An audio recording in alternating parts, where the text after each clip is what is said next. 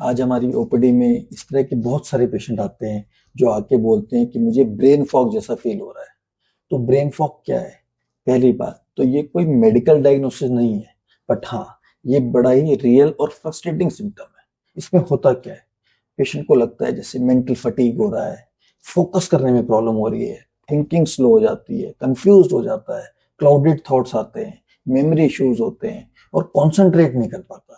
आप ऐसे समझो जैसे आपका ब्रेन एक लो पावर मोड पे चला गया है। अगर हम ब्रेन फॉग के कॉजेस के बारे में बात करें तो सबसे इंपॉर्टेंट है लैक ऑफ स्लीप।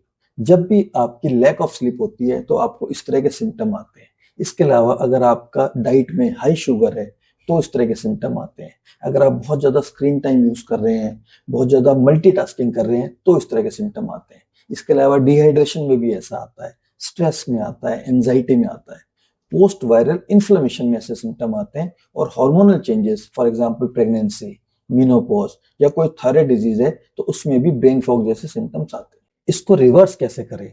तो सबसे इंपॉर्टेंट ये है कि ब्रेन फॉग एक टेम्परेरी इशू है, ये परमानेंट इशू नहीं है। तो सबसे इंपॉर्टेंट है क्वालिटी स्लीप। अगर आप 7 से 9 घंटे की स्लीप लेते हैं तो आप खुद फील करेंगे कि आपको ब्रेन फॉग के सिम्टम्स बेटर हो गए हैं। इसके अलावा हाइड्रेशन बहुत इंपॉर्टेंट है।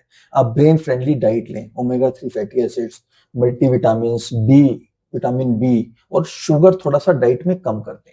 अपना स्क्रीन टाइम कम करें, मल्टीटास्किंग कम करें, माइंडफुल ब्रेक्स लें बीच में, एक्सरसाइज करें और स्ट्रेस रिडक्शन करें। तो मेरी सबको यही टिप रहेगी कि your brain is like a muscle, it needs rest, fuel and focus.